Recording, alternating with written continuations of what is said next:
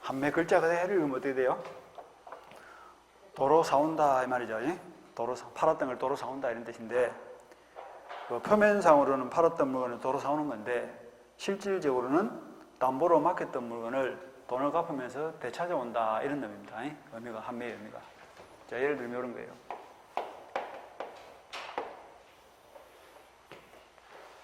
가비올로부터 1억을 빌렸다. 3월 1일 날. 빌렸다를 말하죠. 소비대차 계약을 맺었다. 빌려준 사람은 채권자, 빌린 사람은 채무자. 그리고 담보를 설정하세요 하니까 갑이 3월 1일 날 2억짜리 토지에다가 저당권을 줄까 했거든. 하니까 채권자 말이 나는 저당권 싫다. 10월 1일 날 네가 1억을 제대로 변제를 하면 땅을 돌려줄 테니까 일단 토지 소유권을 맡겨놓고 돈을 빌리라고 하면 빌려가라 이렇게 된 거예요. 안 그러면 내가 돈 못 빌려준다. 하니까 돈이 급한 채무자가 그렇게 하겠습니다라고 약속을 한 거예요. 그래서 1억을 빌리면서 뭘 하기로? 저당권 대신에 소유권을 맡겨놓고 돈을 빌리기로 약속을 한 거예요. 소유권을 맡겨놓고. 그래서 저당권 등기 대신에 뭘 준다? 소유권 등기를 넘겨줍니다. 소유권 등기를. 그럼 을에게 소유권 있는 거 맞다 안 맞다? 소유권 있는 거 한 거예요. 소유권을 맡겨놓고 돈을 빌렸으니까. 등기만 맡겼다. 소유권 자체를 넘겨줬다. 소유권 자체를 넘겨줬어. 근데 이쯤 되면 누가 피해자입니까? 누가 손해야? 갑이 손해지. 갑 입장에서 1억 빌리고 2억짜리 소유권을 넘겨줄 이유가 없는 거 아닙니까? 차라리 팔아가지고 2억을 쓰면 되지. 그래서 10월에 변제를 하고 요 넘겨준 소유권을 온전하게 되돌려 받을 것을 대비해서 반드시 동시에 뭘 한다? 환매 등기를 붙이는 거예요. 그러니까 을에게 소유권을 넘겨주는데 깨끗하게 넘겨준다, 혹을 붙인다. 갑의 이름으로, 채무자 이름으로 환매 등기를 붙여서 소유권을 넘겨준다. 그러니까 혹 달린 소유권을 넘겨준다 이렇게 생각하면 돼요. 그리고 이따가 10월 1일 날 이제 환매 날짜, 변제 날짜 돼 있죠. 그럼 갑이 이제 가만히 있을까? 돈 갚으러 갈까? 돈 갚으러 가겠죠. 돈을 갚으면서 7달 전에 약속했던 대로 땅을 돌려주세요. 이렇게. 갑이 뭘 한다고? 환매권을 행사를 한다. 근데 이 환매권은 성질이 형성권이기 때문에 일방적으로 합니다. 일방적으로 행성권이기 때문에 일방적으로 환매권을 행사하면 어른 선택권이 없이 땅을 돌려줘야 돼. 근데 그냥 간다. 환매 대금을 지급해야 된다. 환매 대금을 제공하면서.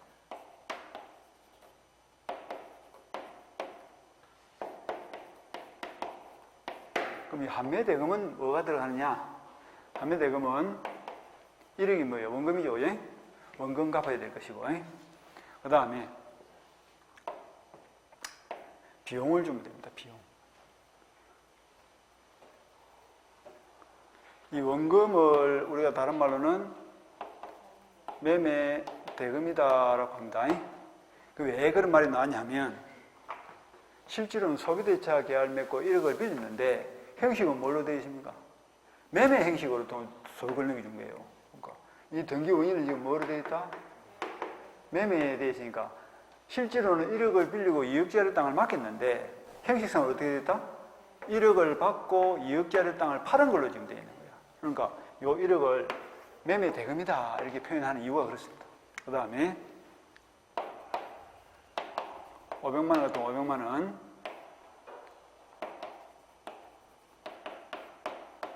비용도 줘야 됩니다. 비용. 그러니까 을 명의로 소유권이 넘어가는 과정에서 뭐 수수료 들었겠죠. 등기 비용이라든지 세금이라든지 요 비용을 그러니까 환매권을 동시에 환매 등기를 붙이면서 그 환매 등기에 뭘 적는다?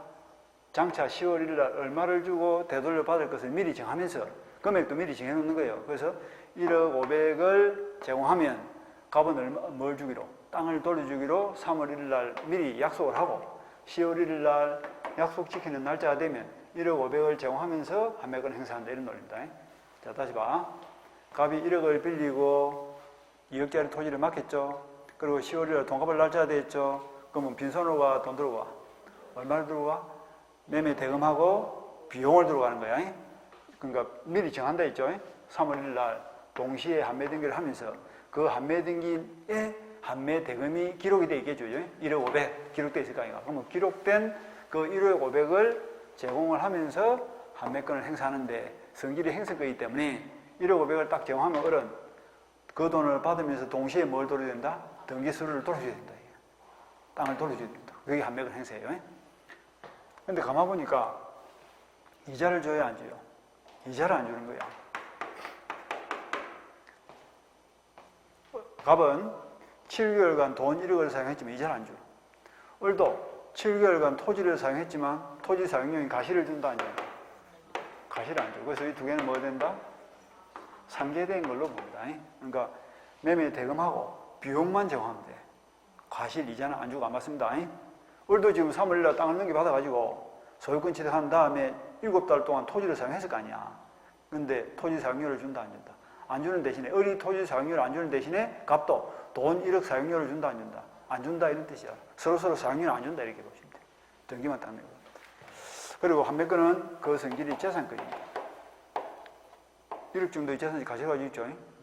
따라서 재산권이기 때문에 상속도 되고 처분도 가능하고 담보 제공도 가능하고 그리고 보존 조치도 할 수 있습니다.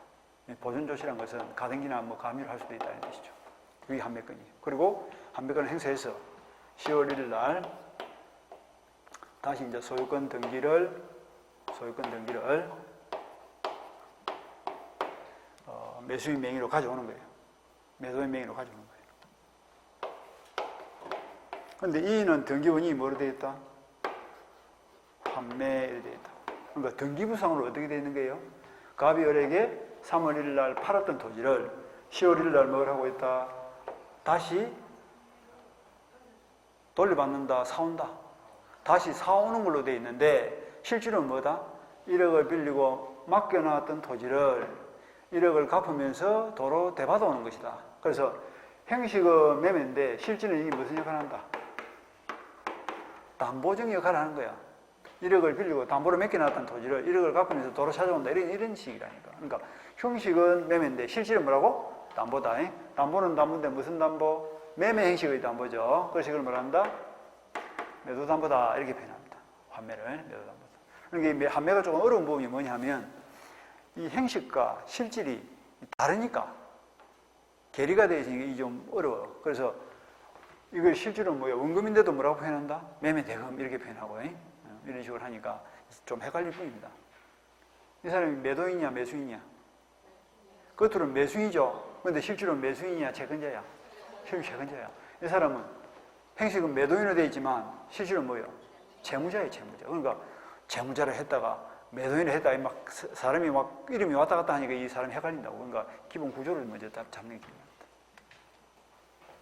반드시 동시에 돼요. 요까지가 환매의 기본 구조입니다. 자, 그럼 이제 응용을 한번 해볼까? 자, 3월 1일부로 소유권이 어디로 넘어왔습니까? 3월 1일부로 소유권이 을에게 넘어왔죠. 그러니까 깨끗해요, 혹이 붙었어요. 혹은 붙었지만 소유권을 취득한 건 맞습니다. 따라서 이 땅은 누구 땅이에요? 을의 땅이에요. 사고팔 수 있을까요? 사고팔 수 있습니다. 그래서 을이 그 토지를 제3자 병에게 5월 1일 날 매매를 통해서 팔고 등기등기 주면 병도 소유권을 취득하는데 깨끗해요, 혹이 붙었어요. 요게 갑의 이름의 1억 500만 원짜리 판매 등기가 붙은 데 따라 하는 거예요. 그리고 10월 1일 날 판매 날짜가 되면 그럼 갑은 누구한테 가서 판매권 행사하면 되지? 내 이름으로 판매 등기가 되어 있으니까 등기가 되어 있으면 제3자에 대항을 할 수 있거든. 그러니까 병을 찾아와서 빈손으로가 돈 들고 와. 얼마 들고 가면 되죠? 1억 500. 1억 500을 제공하면서 등기가 되어 있으면 제3자에게도 판매권 행사할 수가 있습니다. 이런 식으로. 응용을 이렇게 하시면 돼요. 자, 봅시다. 판매를 보겠습니다. 468페이지 제일 밑에 판매란 매도인이 줄을 칩니다. 이게 이제 처음부터 매도인이 매매 계약과 동시에 매수인과의 특약으로 판매권을 유보한 경우에 일정한 기간 내에 판매권을 행사해서 매매 목적물을 도로 또 찾는다 이런다. 도로 사오는 것을 말한다.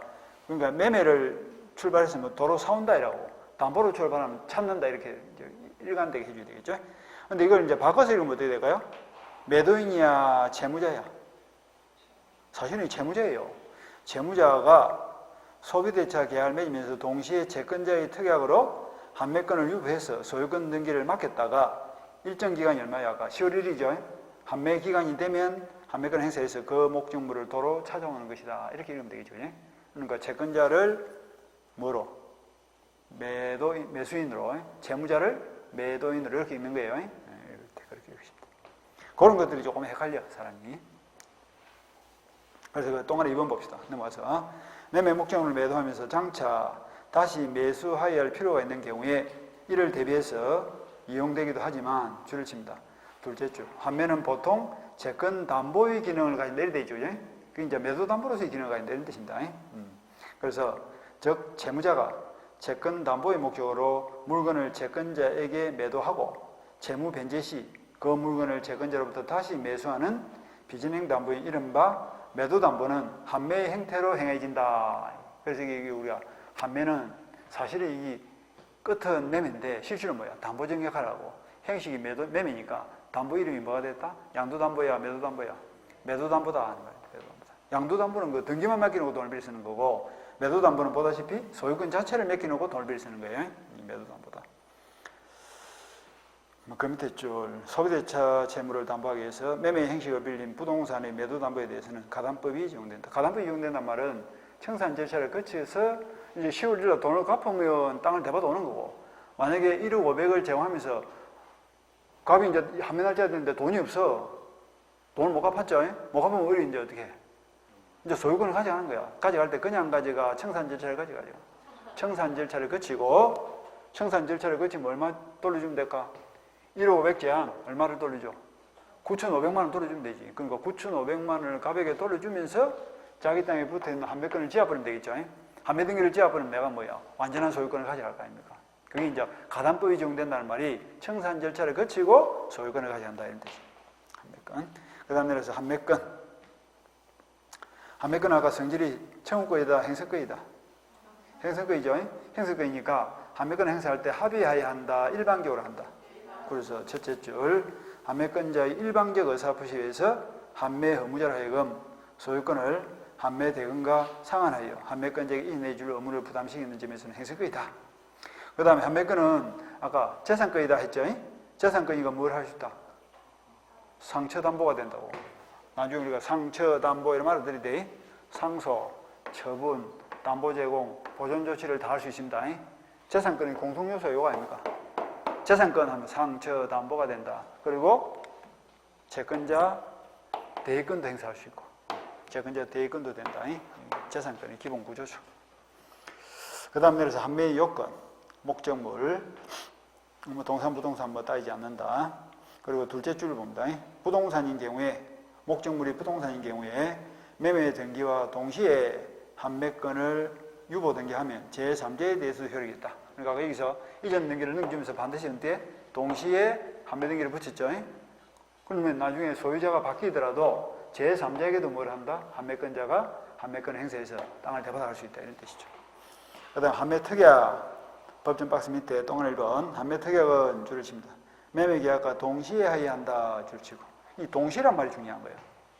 반드시 언제 해야 된다? 동시에 해야 됩니다. 그러니까 이 한매 등기에 붙은 이 이전 등기하고 이 한매 등기는 등기번호가 같다 다르다. 등기 접수를 동시에 하는 거야. 그러니까 이것이 3번 등기라면 이거는 뭐다?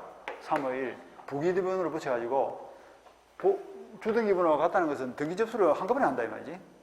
등기 접수를 동시에 합니다. 반드시 동시에 소유권 등기를 을에게 넘기면서 동시에 갑의 이름으로 한매 등기를 접수해야 된다는 뜻이죠.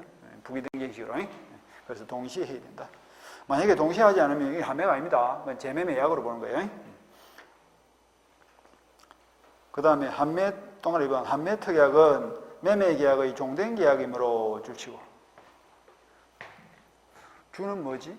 목적, 종은 뭐죠? 수단. 여기서 소비대차 계약이 뭐예요? 사실은 소비대차인데 행식은 뭐로 되어 있습니까? 매매로 되어 있죠, 그죠?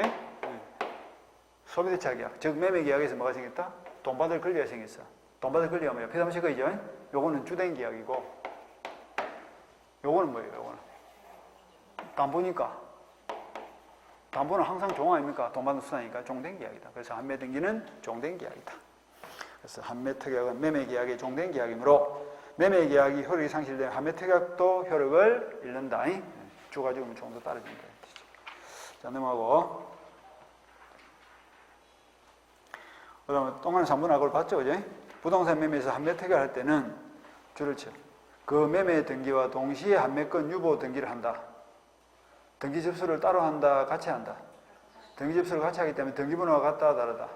같습니다. 그래서 밑에 뭐 작은 것에 보니까 한매특약 매매로 원인으로 소유권 이전 등기에 부기 등기를 하는 방식이 되죠. 그러니까 소유권 이전 등기가 3번 등기라면 거기에 뭐다? 다시 1번 부기번호를 붙여서 한매특약 등기를 붙인다 이런 뜻입니다. 그런 뜻입니다. 그 다음 한매대금 얼마를 주고 땅을 찾아야 되느냐 쭉 가서 정한 바가 없으면 줄을 쳐 한매권자는 최초의 매매 대금과 매수인이 부담한 매매 비용을 반환하고 한매할 수 있다. 매매 대금, 매매 비용 두 개입니다. 요 두 개가 합쳐서 뭐다? 한매 대금이 되는 거예요. 요까지 맞죠? 한매 대금은 매매 대금하고 매매 비용 요 두 개가 한매 대금이다. 그러면 이자하고 가실은 준다 안 준다? 그거는 상계시에 되는 거예요. 이자 가실은 안 준다는 뜻입니다. 한매 기간은 정하면 대로 하면 되는데 정함이 없으면 부동산은 몇 년? 5년. 동산은 3년을 초과하면 안 됩니다. 초과하면 그거는 5년, 3년 단축이 되는 거예요. 그렇게. 그다음에 내려서 한매권 실행. 내려가서 법정 박스 밑에 동안의 1번. 매도인은 줄을 쳐. 한매 기간 내에 한매 대금을 매수인에게 제공하고 한매의 의사표시를 해야 되는데 한매 대금은 현실 제공을 해야 됩니다. 그러니까 빈손으로 간다. 1억 500 들고 간다. 1억 500을 들고 가서 맨진에 보여주면서 땅을 돌려주세요. 이렇게 해야 되는 거예요. 그러면 성질이 행색이기 때문에 저쪽에서는 반드시 돌려줘야 됩니다. 그리고 동안에 1번도 아까 봤다 가죠. 매매 목적물이 부동산인 경우에 매매 등기와 동시에 한매권 유보 등기를 한 때는 제3자에 대해서도 효력이 있다. 그래서 한매권자는 전득자에 대해서도 한매권 행사할 수 있다. 아까 이 전득자가 누굽니까? 병이죠, 그죠? 한매 등기를 붙여가지고 소유권을 넘겨주면 나중에 소유자가 바뀌더라도 이 사람이 한매권이 붙은 땅을 샀기 때문에 갑은 병을 상대로 해서도 뭘 한다? 한매권을 행사할 수 있다. 이런 뜻이죠. 그걸 구별하시면 돼요. 그 다음에 넘어가고. 동안은 3번. 한매권은 일신전소권이 아니므로 줄치고. 말이 어려워, 말이. 일신전소권이 아니므로를 쉬운 말로 고치면 재산권이므로 이런 뜻입니다. 책이 부정적이야. 그러니까. 자꾸 아니므로 이러지 말고 이므로 이러면 좋을 거 아니야. 이거다로 바로 가르치면 되는데. 재산권이기 때문에 뭘 할 수 있다? 상속도 할 수 있고, 양도나 처분이나 같은 말이죠. 처분도 할 수 있고, 뭐 담보제공도 할 수 있고, 다 할 수 있다. 상쇄담보가 된다, 이 말이죠. 그리고 또 하나는 4번. 재산권이기 때문에 뭐도 된다? 채권자 대위권도 됩니다. 대위권을 행사할 수 있다. 요거는 조금 어려우니까 난주 보기로 하고. 그 다음에 그래서 한매의 효과. 요것도 그 학설 대립이 있는 부분이니까 시험하고 관계없어요. 그래서 해제권, 유보부 매매, 뭐 이런 말이 보이죠. 그죠? 동안 1번을 보니까 한매권의 법적 성질에 관해서 해제권 유보 매매라는 견해가 있고 재매매 예약으로 판단하는 견해가 있는데 이런 말이 나오잖아요. 학설 대립이 있다 이런 부분이요. 그러니까 어려게 소유권을 넘겨주는데 완전하게 넘겨준다 아니면 혹을 붙여 넘겨준다. 해제권 유보란 것은 나중에 1억 500을 갚으면서 이 매매 계약을 해제하고 가격으로 다시 땅이 돌아갈 것을 대비해서 한매권을 유보시키 나왔다 이런 뜻이에요. 이 해제 조건부 유보라는 것이 말이 좀 어렵죠. 뭐 학설 대립 부분은 시험에 안 나오니까 크게 볼 건 없습니다. 그 밑에도 그 다음 내려 동그라미 3번을 보세요.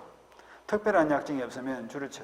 목적물의 과실과 대금의 이자는 상계한 것으로 본다 줄치고 대금에 대한 이자라든지 물건에 대한 과실은 돌려준다 안 돌려준다. 그러니까 뭐만 주면 되죠 아까?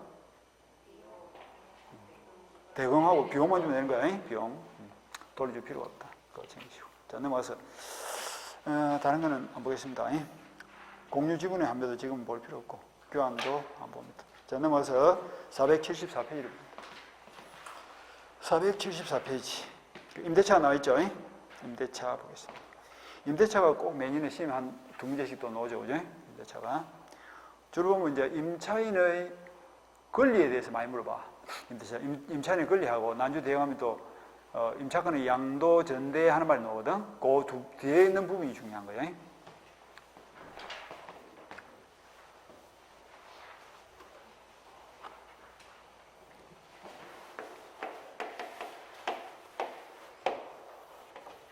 자, 갑의 건물을 을이 빌려 쓰고 싶다. 그럼 빌리는 방법은 뭐가 있을까? 남은 건물을 빌리는 방법은 전세권을 설정할 수도 있고 또 임대차를 설정할 수 있는 거 아닙니까? 빌리는 건 두 개밖에 없지. 그래서 두 사람이서 뭘 하기로? 임대차 설정하기로 계약을 체결하고, 그리고 매월 100만 원씩 뭘 주기로? 차임을 지급기로 이제 약정을 했습니다. 그리고 기간을 한 3년 정했다 칩시다. 차임이 무슨 말이에요? 차가 무슨 말이죠? 빌린다. 임은 무슨 말이에요? 임이라는 것은 대가 이런 뜻입니다. 빌리는 대가를 뭐라 한다? 차임. 우리가 속칭 뭐라고 표현하죠? 임대료라고 표현하죠. 예? 월세, 그걸 차임이라고 합니다. 표준 용어 뭐라고? 차임. 우리가 이제 편하게 쓸 때는 뭐 임대료라고 하기도 하고 월세 받는다 하기도 하는데 법전상 용어로서는 차임 이렇게 표현합니다. 차임. 자, 빌려주는 사람의 이름이 뭐죠? 임대인. 대가 빌려준다 이런 뜻이거든. 빌리는 사람 이름이 뭐예요? 임차인. 아까 보다시피 차는 무슨 말이죠? 빌린다 이런 뜻이거든. 빌린다. 그래서 임대인, 임차인 이렇게 표현합니다. 그럼 계약은 아까 말한 대로 약속이죠. 자, 임대인은 무슨 약속했을까?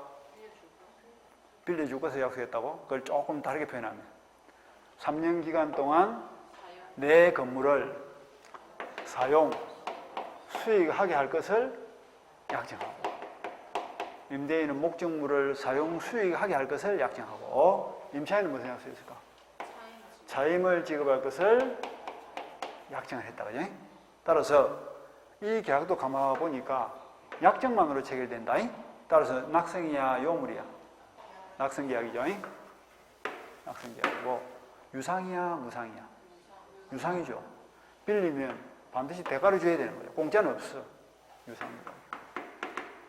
한쪽만 채무를 줘, 둘 다 채무를 줘. 나의 약속은 나에게는 채무, 나의 약속은 나에게는 채무. 둘 다 채무를 지죠. 폐무야, 쌍무야? 쌍무계약이죠. 그리고 꼭 계약서를 찍어야 될까? 친구에게 자동차 이틀 빌려주고 돈 20만 원 받기로 해서 하루 10만 원씩 계약서를 찍어 안 찍어? 안 찍어도 관계없어요. 계약서를 찍기도 하지만 오늘 하루 결석을 했네. 이제 1월달부터 하루 결석하면 막 100페이지 나가는 거야. 하루 결석하고 그 다음 주에 오니까 벌써 진도가 100페이지 나가버렸네. 필기도 한 적도 없고 무슨 말을 했는지도 모르겠고. 그래서 옆에서 저 사람 보고 뭐라 한다. 노트 좀 빌려주세요. 내가 점심 살게. 무슨 대차요? 노트를 빌려주니까 일단 대차를 했네. 사용대차야, 임대차야? 임대차 아이가. 계약서 찍어서 안 찍었어? 차임이 뭐죠, 거기서? 점심 살게 했다, 아이가. 점심 살게. 짜장면 한 그릇이 임대료 아이가, 임대료. 노트를 빌리는 대가로 짜장면 주기로 했으니까, 짜장면 한 그릇 사주기로 했으니까, 그게 임대차 아니에요, 임대차. 그러니까 임대차가 꼭 거창하게 뭐 집을 빌리고 땅을 빌리고 요것만 임대차가 아니고, 친구한테 뭐야, 노트를 빌리든 책을 빌리든 대가를 주고 빌리면 그게 뭐다? 그게 임대차라니까. 책 좀 빌리라. 껌을 한 개 줄 수도 있는 거 아니야. 껌 한 개가 뭐지? 차임이지, 차임. 이게 임대료 아니에요, 임대료. 그게 임대차라니까. 그러니까 요식, 불요식. 꼭 계약서를 찍을 필요는 없답니다. 불요식. 딱 보니까 매매하고 성질이 똑같죠, 그죠? 그래서 임대차는 낙성, 유상, 쌍무, 불요식 계약인데, 낙성 계약은 말로만 체결하다 보니까 그 말을 믿어 못 믿어. 특히 임대인 입장에서는 매월 100만 원씩 차임을 지급한다는 임차인의 그 약속을 믿을 수가 없는 거예요. 그래서 뭘 했을까? 따로 노는 게 이제 보증금 아닌가, 보증금. 보증금을 한 1억 거시겠습니까? 청약을 했어. 그렇게 요청을 하니까 임차인이 그렇게 하겠습니다. 승낙을 하면 보증금 계약이 체결될까요? 응? 보증 계약이 체결된다 칩시다. 그럼 그 약속은 또 어떻게 믿냐고? 끝이 없겠지. 그래서 어떻게 해야 될까? 낙성 계약을 못 믿어서 뭘 한다고? 요물 계약을 하는 거 아니야. 요물 계약을 왜 합니까? 말을 못 믿으니까 요물 계약으로 하는 거야. 말을 못 믿으니까. 그게 요물 계약이야. 그러니까 승낙해야 돼요, 줘야 돼요. 상대방이 요구하는 급부가 지급이 돼야 돼요. 1억이 지급되었을 때 보증금 계약이 체결된다는 점에서 이거는 낙선계약이다, 요물계약이다. 요물계약이죠. 아까 매매계약금도 마찬가지 아니야. 매매계약이 낙선계약이죠. 그러니까 매매계약을 믿어 못 믿어. 그 매매계약을 못 믿는 거예요. 그래서 뭘 한다고? 계약금 걸어라. 그러니까 계약금 계약은 요물을 해야 될까, 낙선을 해야 될까? 요물을 해야지. 그것도 낙선을 해보면 그 계약금 계약을 또 어떻게 믿냐고. 그러니까 못 믿어서 하는가, 이건 요물을 해야 되는 거예요. 이것도 마찬가지죠. 예? 요물 계약이고, 보증금 1억이 목적이다, 수단이다. 수단이죠. 예? 많은, 이 사람들 목적은 뭐예요? 임대인의 목적은 매달 100만 원씩 차임을 받는 게 목적이지. 보증금 받으려고 임대차 계약 맺는 건 아니거든. 그래서 보증금은 약속을 어겼을 때를 대비해서 임대인에게 맡겨놓은 돈이야. 일종의 담보죠. 그죠? 딱 맡겨놨다가 나중에 밀린 차임이다든지 기간 끝날 당시에 그 건물에 끼친 손해가 있을 때 그 보증금을 어떻게 하겠다? 담보를 하겠다는 뜻입니다. 제하고 내주죠. 그죠? 담보하겠다. 따라서 이거는 밀린 임대료라든지 손해배상을 담보하기 위한 수단으로서 보증금을 주는 거기 때문에 주다 종이다. 수단이 되는 계약이니까 종된 계약입니다. 임대차 계약은 무슨 계약이에요? 그럼? 임대차 계약은 주된 계약이 되겠지. 이런 주된 계약이고 보증금 계약은 종된 계약이고 따라서 임대차 계약이 해지가 되거나 내지는 무효가 되면 취소가 되면 이 보증금 계약도 뭐야? 같이 소멸하는 거예요. 딱 적어놓고 보니까 매매 계약하고 구조가 같다 다르다.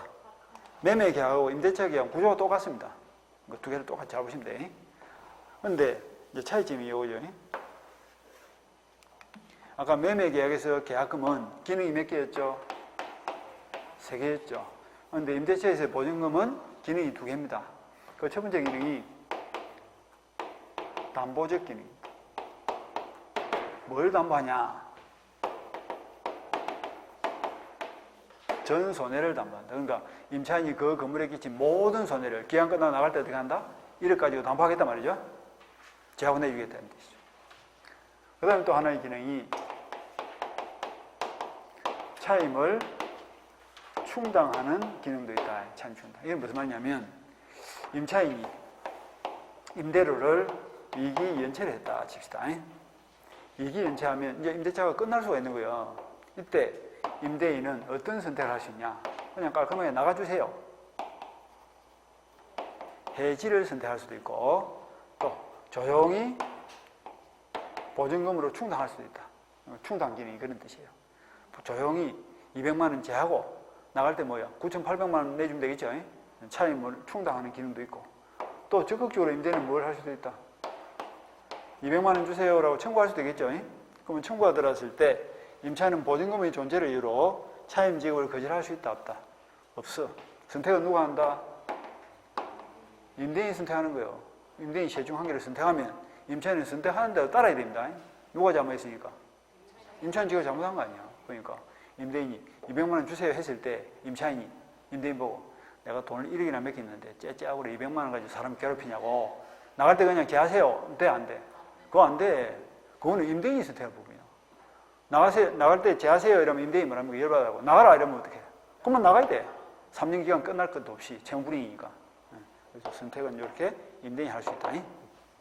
그 다음 보증금 언제 돌려줘야 될까? 보증금 이제 돌려줘야 될까? 나중에 기간 끝나면. 반환 시기가 문제되는데 기간 만료 시여 목적물 반환 시여. 그럼 틀리는 거야. 목적물 반환 시 이렇게 해야 돼. 3년 기간이 만료가 된 거예요. 만료가 됐는데 이쪽에서 건물을 안 돌려줘. 그러면 임대인도 보증금 돌려줘 안 돌려줘? 안 돌려줄 거 아니에요. 그래서 보증금을 돌려주는 것과 목적물을 반환하는 것은 무슨 관계에 있다? 동시행의 관계이기 때문에 기간이 만료됐다 하더라도 보증금을 꼭 돌려줘야 된다는 법은 없어요. 기간 만료시가 아니고 뭐라고? 목적물 반환시.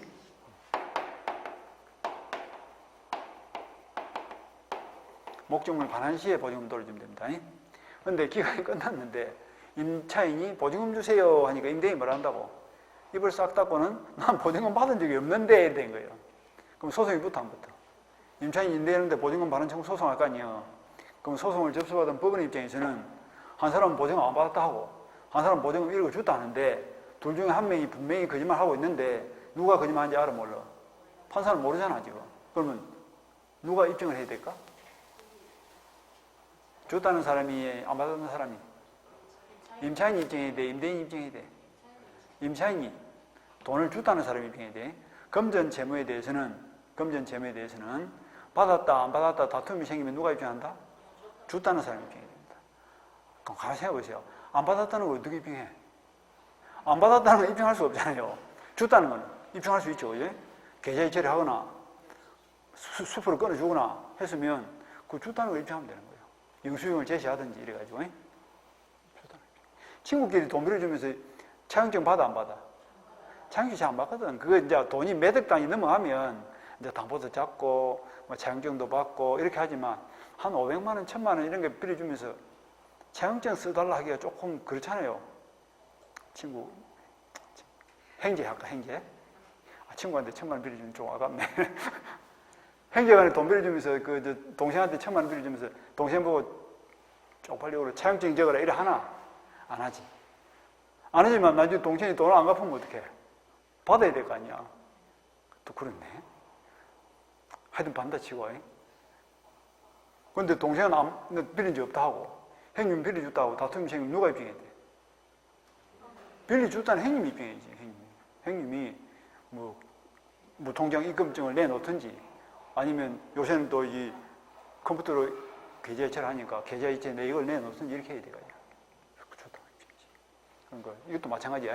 보증금의 존재 유무에 대해서 다툼이 생기면 입증 책임은 누가 진다? 임차인이 입증 책임을 진다. 이러면 되겠죠. 돈 빌려주는 게 애매하다. 자, 이제 봅시다. 요까지 474페이지를 봅니다. 임대차 의의를 봅니다. 그 법전 박스 밑에 임대차는 당사자 일방이 상대방에게, 당사자 일방이 다른 말로 고치면 임대인이죠. 임대인이 누구에게? 임차인에게 뭐라 약속했습니까? 목적물을 사용 수익에 하게 할 것을 약정하고 끊습니다. 상대방이 누구예요? 임차인이죠. 임차인이 이에 대해서 뭘 약속했어요? 차임을 지급할 것을 약정함으로써 약정죄에도 동함입니다. 아까 매매에서도 항상 여기서 많이 틀린 데 있죠? 약정이란 말이 빠지면 안 되는 거예요. 이거는 성질이 낙성계약이기 때문에 약정만으로 체결됩니다. 약정만으로. 그러니까 사용 수익을 하고 차임을 지급함으로써 이러면 틀린 지문이 되는 거예요. 그거 조심해야 돼. 약정함으로써 되는 무슨 계약이다? 낙성, 유상, 쌍무, 근로시 계약이다. 그까지가 임대차의 개념입니다.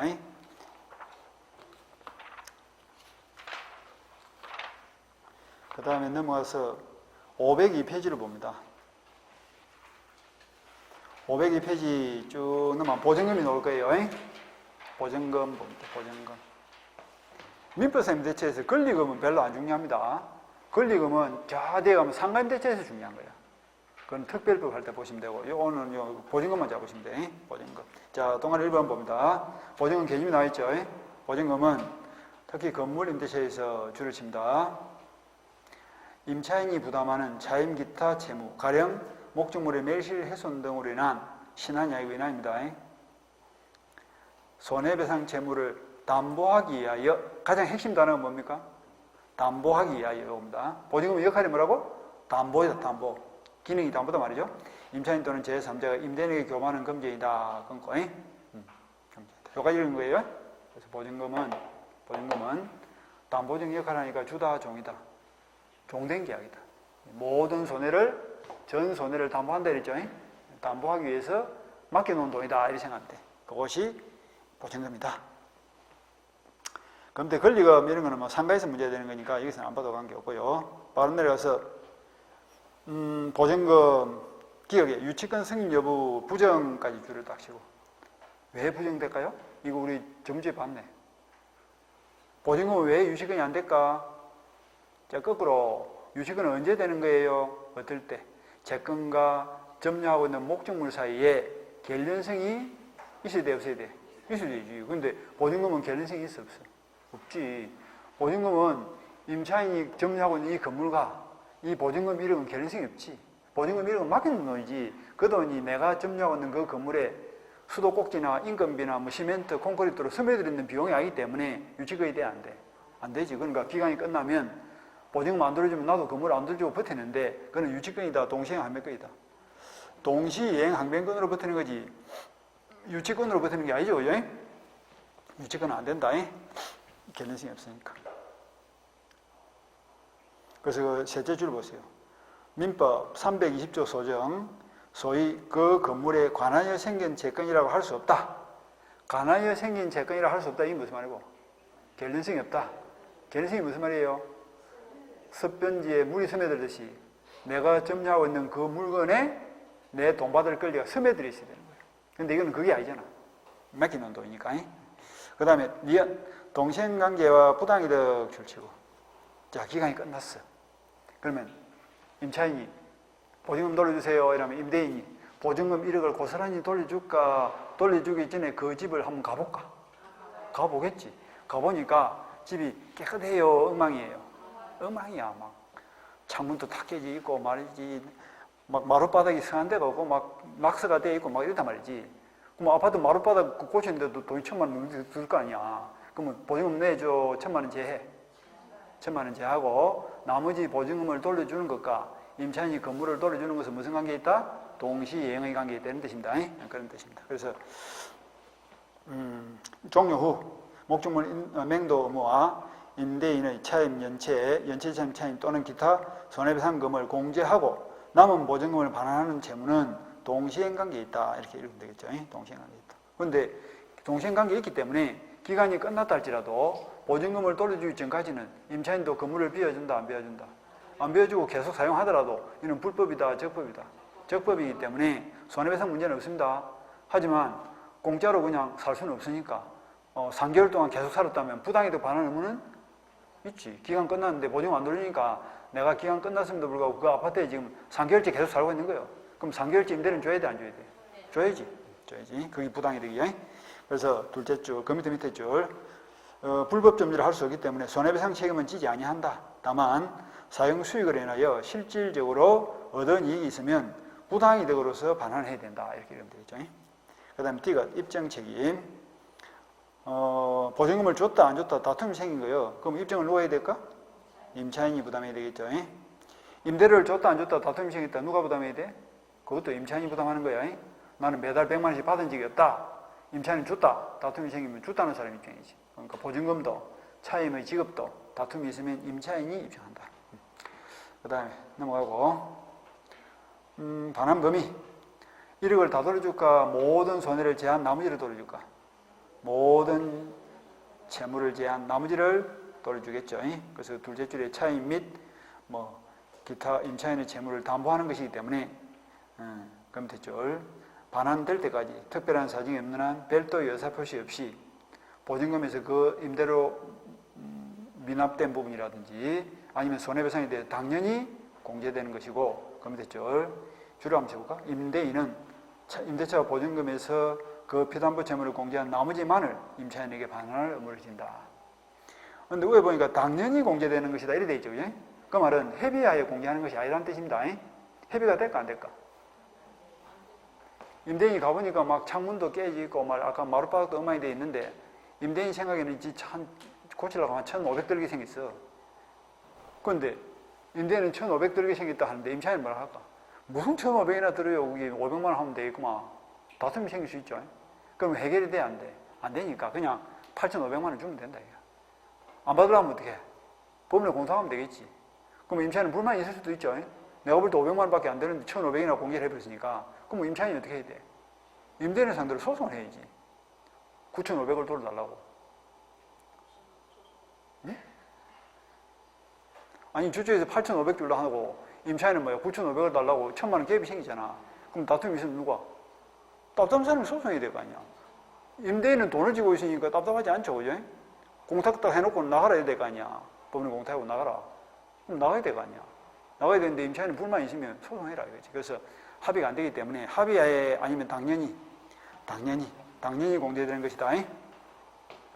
그 다음에 미형. 보증금의 존재를 이유로 차임지급 거절 여부 줄치고. 아까 여기서 봤다, 그지? 이익이 연체를 했죠. 그런데 선택은 누가 한다고? 임대인이 선택하는 거예요. 그래서 청구를 했을 때 200만 원 주세요 했을 때 임차인이 1억에서 제하세요. 째째하고로 200만 원 달라 합니까? 돼요, 안 돼요? 그건 안 돼. 선택은 임대인이 한다니까. 그래서 차임지급 여부, 보증금의 존재를 이유로 차임지급을 거절할 수는 있다, 없다? 없다. 그래서 둘, 넷, 다섯째 줄 보세요. 따라서 임대인은 보증금으로 충당할 수도 있지만 200만 원을 충당하지 않고 어떻게 한다? 연체 차임 전액을 청구할 수도 있습니다. 반면에 임차인은 보증금의 존재를 이유로 차임집을 거절하거나 연체에 따른 책임을 면할 수는 없다. 말 그런 뜻이죠. 200만 원 제하세요. 이건 안 되는 거예요. 그거 같이 보시고. 권리금은 안 봐도 됩니다. 자, 이제 앞으로 돌아옵니다. 돌아오셔가지고 474페이지를 봅니다. 474페이지. 지금 우리가 중요한 건 두 개로 본 거예요. 임대차 계약의 성질하고 보증금이 어떤 것이냐를 봤습니다. 지금 보증금의 역할을 봤어요. 근데 우리 책에 보면 뭐 요물 계약 이런 말이 좀 빠져있죠. 그죠? 종된 계약 이렇게 딱 적어놓고 보증금 기능 받고.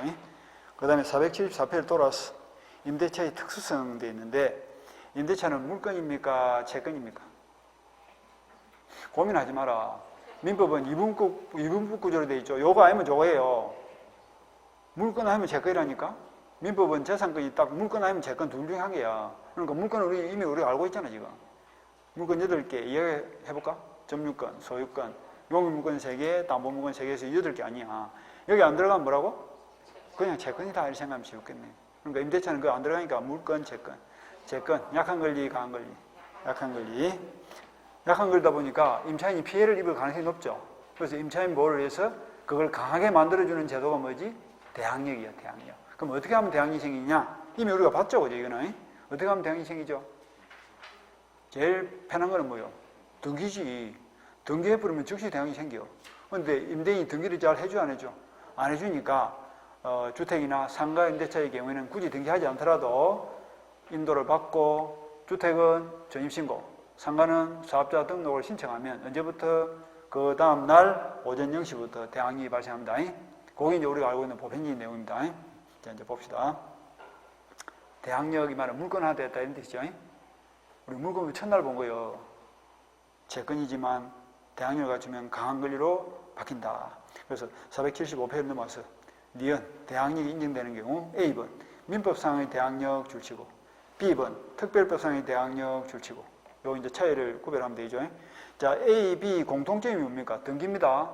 어디 들어가든 민법이든 민사특별법이든 등기를 하면 즉시 대항력이 발생한다. 이건 공통이에요. 근데 이제 차이점이 하나 있죠.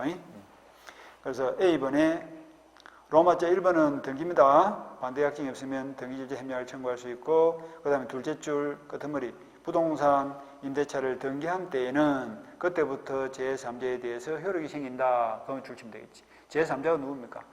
거의 뭐 한 8, 90%가 새로운 소유자겠죠. 예? 생각해봐. 건물에 3년간 임대차 계약을 맺고 보증금 1억을 걸었는데 3월 1일 날 임대차 계약이 체결되고 나서 요 건물이 5월 1일 날 매매를 통해서 뱅한테 팔려간 거예요. 그럼 뱅이 5월 1일 날 새로운 소유자가 된 거 아닙니까? 그럼 와서 을보고 나가라 했을 때 을이 나가야 돼요? 안 나가야 돼요? 나가야 돼. 임차권은 채권에 불과하기 때문에 소유권자는 뭐예요? 물권자 아닙니까? 이제? 물권과 채권이 충돌하면 누가 우선? 물권이 우선이잖아. 그러니까 신소유자, 즉 제3자에게는 대항을 한다 뭐 한다. 나가라 이러면 그 요구에 대해서 거절할 수 있는 힘이 없기 때문에 나가야 되는 거예요. 임차인이 약한 권리라니까. 그런데 만약에 요 임차권에 등기를 해보면 어떻게 돼? 3월 1일 날 등기와 동시에 바로 물권화되어서 대항력이 발생했기 때문에 2달 뒤에 주인이 바뀌더라도 나가라 이러면 뭘 한다고? 그 요구에 대해서 거절할 수 있는 힘이 있는 거야. 대항력. 대항력이 그 말 아이가 대항력.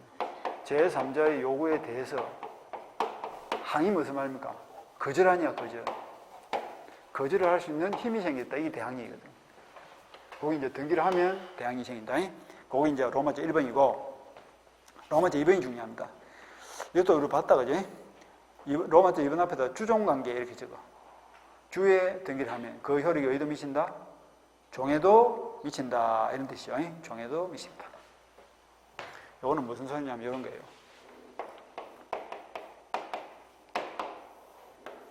갑이 토지를 을이 임대차로 빌렸어. 그러면 그 위에 건물을 지었다. 그리고 이 건물에 3월 1일 날 보존 등기를 마쳤습니다. 그런데 이 건물 소유권과 이 임차권은 어떤 관계입니까? 임차권은 목적이다, 수단이다. 자, 을의 시각에서 한번 볼까? 을이 땅을 빌린 것은 목적이다, 수단이다. 을의 목적은 뭡니까? 건물을 가지는 거야. 내가 건물을 갖고 싶은데 건물 지을 땅이 없어. 그래서 갑의 땅을 빌렸다니까. 갑의 땅을 빌려서 그 위에 건물을 지어서 내가 목적 달성된 거 아니야. 그러니까 건물을 갖는 건 목적이니까 건물은 주, 임차권은, 토지 사용권은 건물을 짓기 위한 수단으로서 나머지를 빌린 거 아니야. 그러니까 이게 종이라니까. 그런데 어디다 등기했다고? 주에 지금 등기를 한 거야. 주에 등기를 하면 그 등기 효력이 어디 미친다? 종에도 미치기 때문에 3월 1일 날 건물에 등기를 하면 3월 1일부로 이 임차권도 뭐가 된다? 등기된 거와 똑같이 뭐가 생겨버려? 대항력이 생긴다 이런 뜻입니다. 대항력이 발생하기 때문에 그 상태에서 5월 1일 날 매매를 통해서 병한테로 토지 소유권을 한 거예요. 그럼 새로운 토지 소유자가 을을 찾아와서 내 땅에서 나가주세요 했을 때 임차권 자체는 등기가 안 돼 있다 할지라도 지상 건물에 등기가 돼 있다면 3월 1일부로 뭐가 생겼다? 대항력이 발생된 상태이기 때문에 신소유자에게 대항을 한다 뭐 한다? 못 나온다 이렇게 대항을 할 수 있다니까. 이게 주종관계야. 주에 등기를 하면 종에도 대항이 발생한다 이런 뜻입니다. 그래서 거기 로마제 2번인데 이게 중요한 거예요. 이게. 자, 읽어볼까? 건물의 소유를 목적으로 한 토지 임대차는 이를 등기하지 아니한 경우에도 그 임차인이 지상 건물에 등기한 때는 건물이 뭐예요? 주죠. 주에 등기를 한 때는 종에도 영향을 미치기 때문에 허락을 미치기 때문에 임차권 자체에 등기를 하지 않더라도 제3자가 누구? 신소유자죠. 신소유자에 대해서 임대차의 효력이 생긴다 이렇게 되면 되겠지. 주종관계란 말이 중요한 거예요. 그러니까 곳곳에서 지금 주종관계가 쓰이고 있죠. 그렇게 하고 있습니다. 그 다음에 특별법, 이거는 나중에 민사특별법인데 로마제 1번 주택이라든지 상가 같은 경우는 굳이 등기하지 않더라도 둘째 줄에 그 인도와 사업자 등록을 신청한 때, 주택은 인도와 주민등록을 마친 때, 이때는 그 다음날 오전 0시부터 대항력이 생긴다 이런 말이 나와있죠. 그죠? 그거 한번 보시고. 그 나머지는 그지 안 봐도 됩니다. 자, 넘어갑니다. 넘어와서 임대차의 승리하는 것도 크게 볼 필요는 없고요. 넘어와서 477페이지 임대차의 존속기간 돼 있죠. 이건 타이틀만 보시면 되겠네. 존속기간을 정한 경우에는 뭐요? 정한대로 하면 되겠죠. 그런데 문제는 이제 제장기간이 있냐 하는 건데 이게 이제 651조 삭제에 되어 있는 부분이 위헌이 돼가지고 제장기간이 없어졌다는 겁니다. 과거에는 제장기간이 20년이 있었죠. 그런데 제장기간이 있어 없어? 제단기간도 없고 제장기간도 없고 당사자 정한 대로 하면 된다 이런 뜻이야.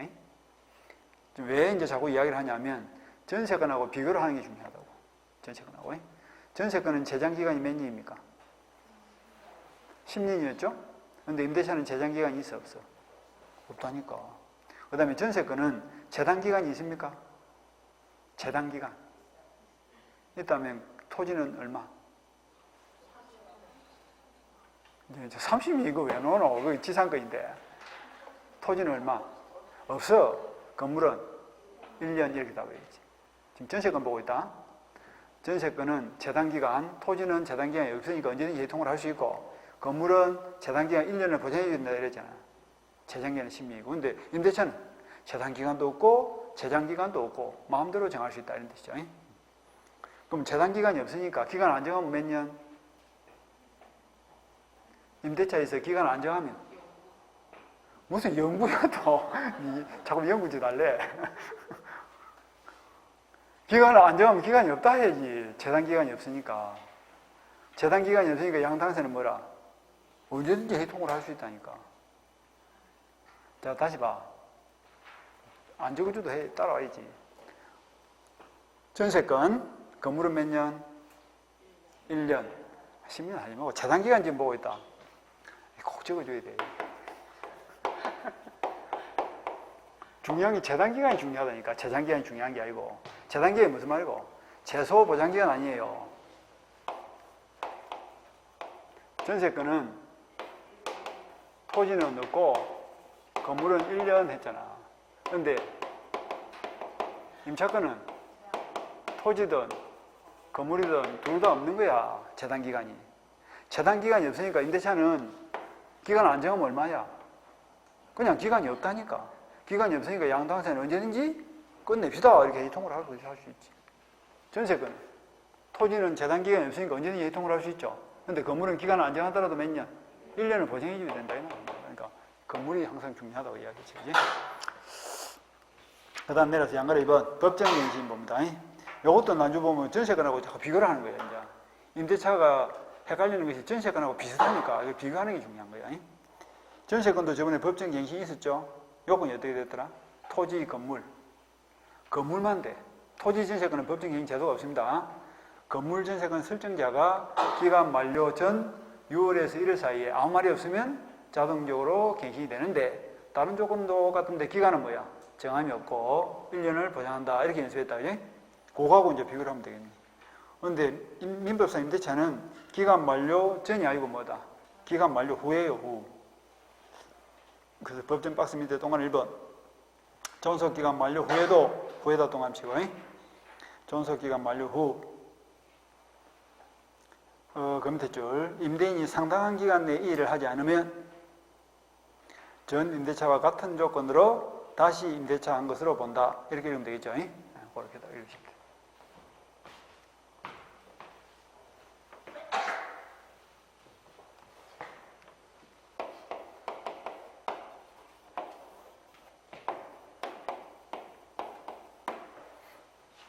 (3년) 기간으로 임대차를 했는데, 그리고 보증금 1억에 월 100만 원씩 차임을 받고 있습니다.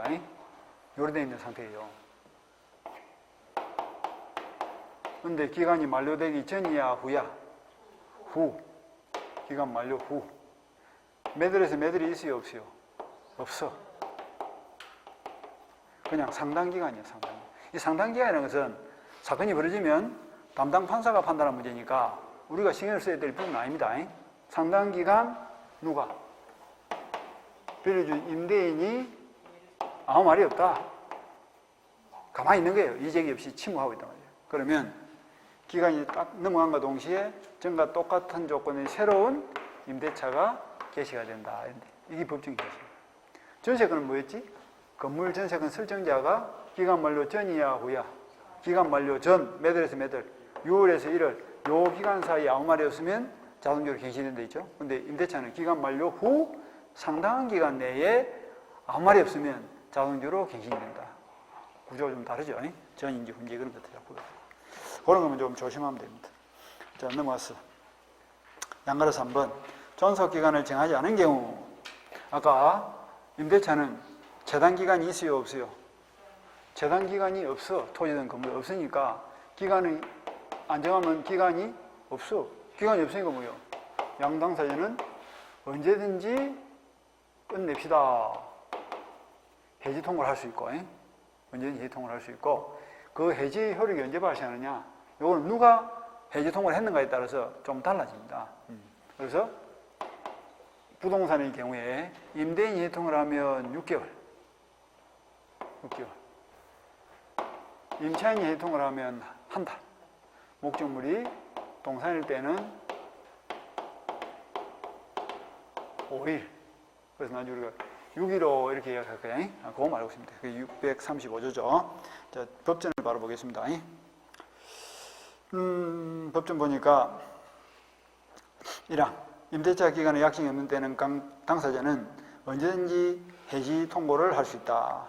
그 다음에 2항 전항의 통보를 줄쳐 받은 날로부터 줄치고 다음 기간이 경과하면 해지 효력이 생기는데 1번에 보니까 토지, 건물, 공작물에 대해서 임대인이 줄치고 해지 통보를 한 때는 6월 동안 치고 끊고, 임차인이 줄치고 해지 통보를 한 때는 1월 동안 치고, 밑에 동산 줄치고 5일 동안 치고, 동안 3개 쳤죠? 6.15 이렇게 딱 외웁니다. 그것이 전세건을 하다는 거예요. 전세건은 몇 개월입니까? 전세건은 통보를 받은 날부터 전세건 설정자가 해지 통보를 했던, 전세건자가 해지 통보를 했던, 둘 다 누가 다 했던 6개월이죠. 누가 해도 6개월이야, 전세건은. 근데 임대차는 임대인이 하면 6개월, 임차인이 하면 한 달이 한 달 차이가 있습니다. 구별 잘 하시고. 그 다음에 양가로 4번 안 봐도 되고요.